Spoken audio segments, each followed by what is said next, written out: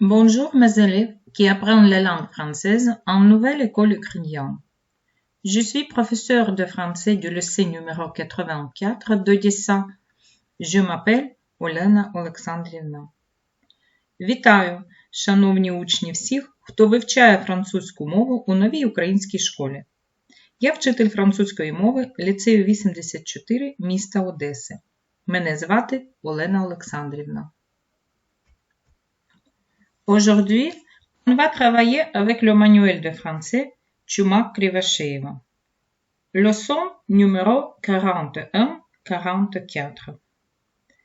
Сьогодні ми будемо працювати за підручником французької мови авторів Чумак Кривошеєва. Et nous commençons notre leçon. Ми починаємо наш урок. Le thème de notre leçon. Je pourrais parler avec les vendeurs et dire comment, quand et où je préfère faire les achats. Je pourrais expliquer l'information sur les étiquettes. Тема уроку. Я можу розмовляти про одяг з продавцями, а також говорити як, коли і де мені подобається робити покупки. Пояснювати інформацію на етикетках одягу. Цілі уроку. Розширити словниковий запас на тему одяг, покупки. Навчитися спілкуватися з продавцем одягу.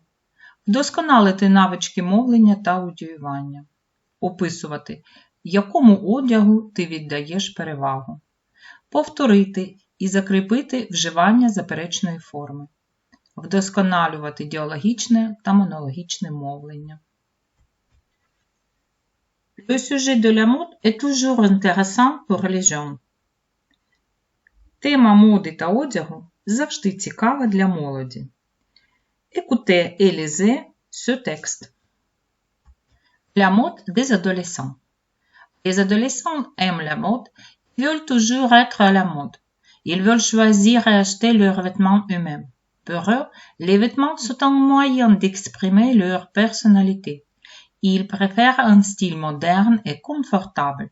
Ils importaient des jeans, des baskets et des sweats à capuche. Ils adorent les marques connues et ils s'habillent en fonction des couleurs, des tons, des motifs pour se sentir bien dans les vêtements. Mais parfois, ils ne savent pas comment s'habiller. Et les amis donnent des conseils plus souvent.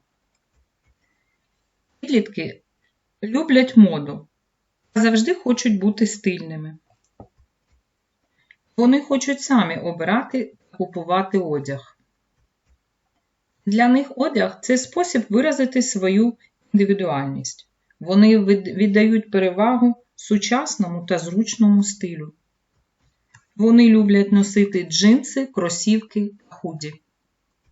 Вони обожнюють відомі бренди та одягаються відповідно до кольорів, тонів, щоб почувати себе добре у своєму одязі. Але іноді вони не знають, як одягатися, і частіше друзі дають поради. Vous voyez les questions. Et à la fin de la leçon, vous pouvez répondre à ces questions.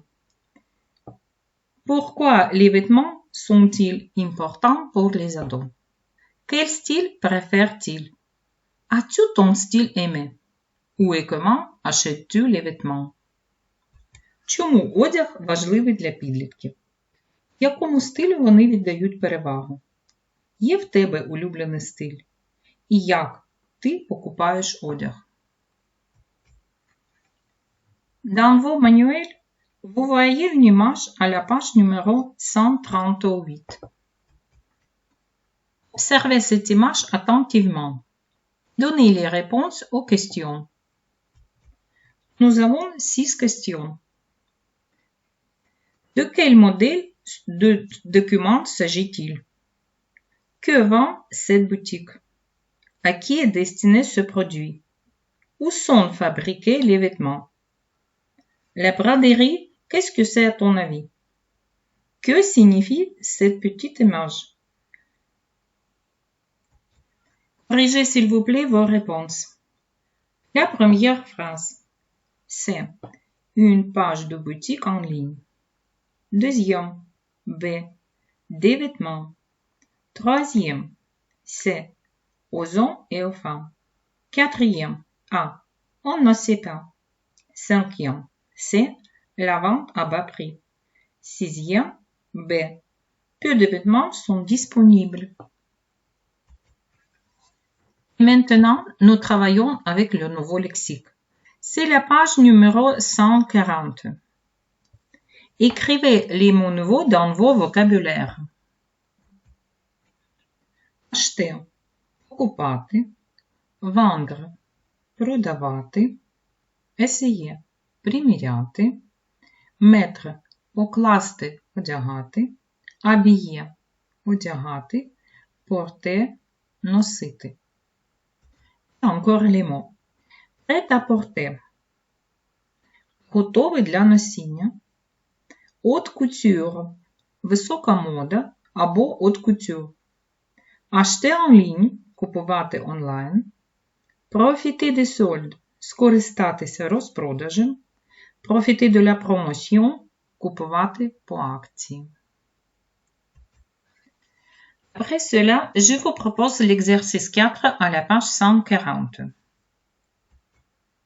Nous venons d'apprendre les mots nouveaux et nous utilisons ces mots en complétant les phrases de l'exercice numéro 4. Écrivez les phrases dans vos cahiers, s'il vous plaît. Par exemple, cet article est en promotion cette semaine. Quand vous avez écrit cette phrase, corrigez-les, s'il vous plaît. Un peu de grammaire. On travaille avec la négation. Повторимо заперечення. У французькій мові воно складається з двох частин на відміну від української мови. І це частки «ne» і «pas», але можуть бути інші заперечення. Повторимо заперечні частки, які ви вчили раніше. Зверніть увагу. Dans une phrase négative, le verbe est encadré par la négation. Ne pas. Par exemple, il ne mange pas. Він не їсть. Ne rien. Par exemple, il ne mange rien. Він нічого не їсть. Ne plus. Il ne mange plus. Він більше не їсть. Ne jamais. Il ne mange jamais. Він ніколи не їсть. Ne personne. Il ne mange personne. Ніхто не їсть. Зверніть увагу, не que має протилежне значення. Il ne mange que du pain. Це навпаки перекладається як він їсть тільки хліб. Або подвійне заперечення ne, ні. Il ne mange ni viande, ni poisson. Він не їсть ні м'ясо, ні рибу. Ne aucun. Il ne mange aucun bonbon. Він не їсть ніяких цукерок. Ось ця конструкція. Ne, верб, pas. Спочатку частка ne, потім дієслово і далі друга заперечна частка. Nous continuons. Regardez s'il vous plaît les règles de grammaire à la page numéro 139. Ми продовжуємо і розглянемо граматичне правило на сторінці 139. Les articles et la négation. Артиклі та заперечення. Les articles indéfinis et partitifs deviennent deux quand il y a une négation dans la phrase. Неозначені артиклі та часткові артиклі замінюються на de у заперечному реченні. Par exemple, наприклад, je vais acheter une robe. Je ne vais pas acheter deux robes. Je vais essayer un pantalon. Je ne vais pas essayer deux pantalons. À l'article indéfini. Je mange de la soupe. Je ne mange pas de soupe. Je bois du jus d'orange. Je ne bois du jus d'orange. C'est l'article partitif. Attention. Зверніть, будь ласка, увагу. Є випадки, коли ця зміна не відбувається.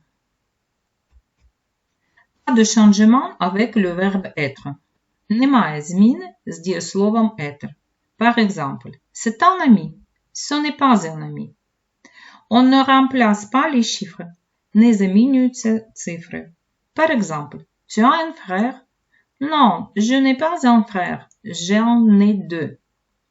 On garde un ou une s'ils veulent dire un seul ou une seule. Ставиться de, якщо потрібно сказати один або одна.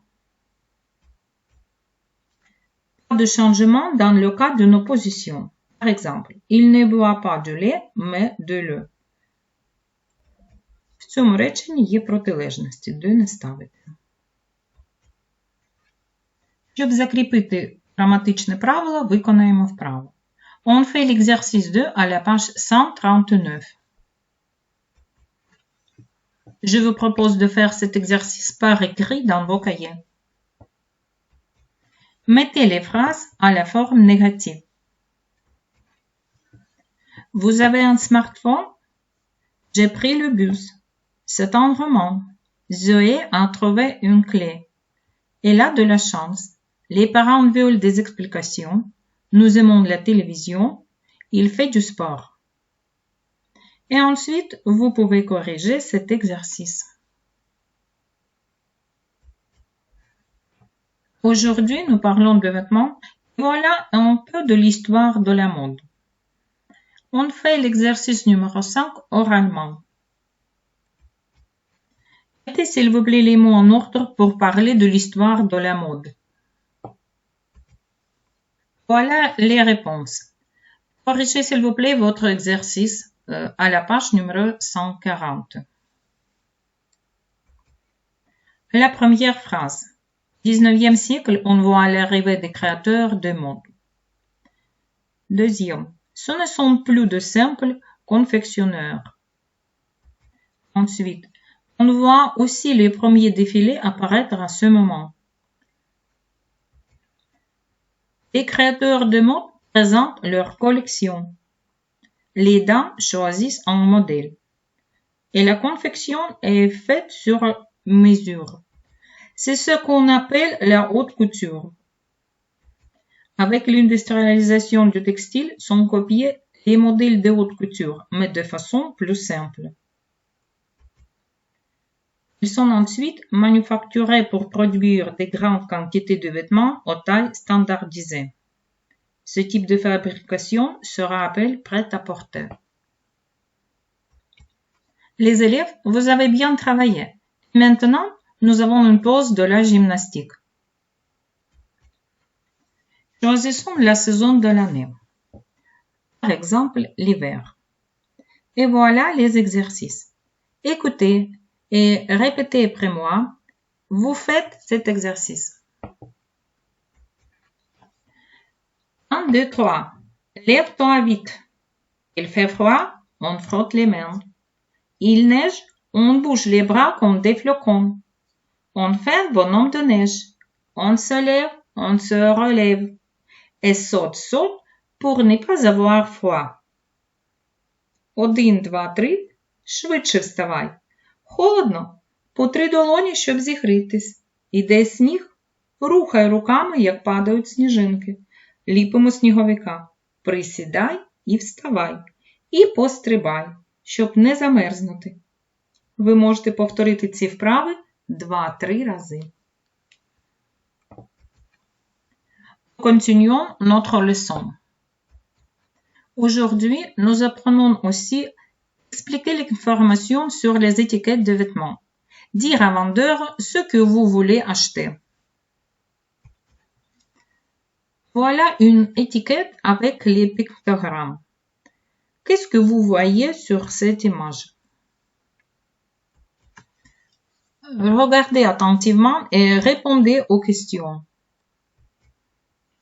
Que vois-tu sur cette photo? L'étiquette de composition d'un vêtement doit obligatoirement être lisible et rédigée en français. Les explications d'entretien sont indiquées. Le bac représente les indications. Le nombre inscrit à l'intérieur indique la température. Deux traits sur le bac indiquent un essorage. Est-ce que triangle correspond à l'utilisation de l'eau de javel et autres produits de blanchiment? Le carré indique les possibilités de séchage. Voilà les réponses. Corrigez s'il vous plaît l'exercice numéro 1 à la page 144. La première question, c'est une étiquette. La deuxième,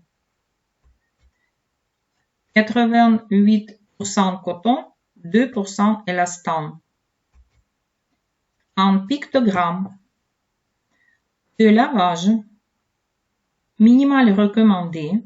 Minimal, oui, n'est pas possible. Les élèves, je vous propose de noter dans vos vocabulaires les mots nouveaux. Et apprenez les mots nouveaux lexiques pour expliquer bien l'information sur les étiquettes.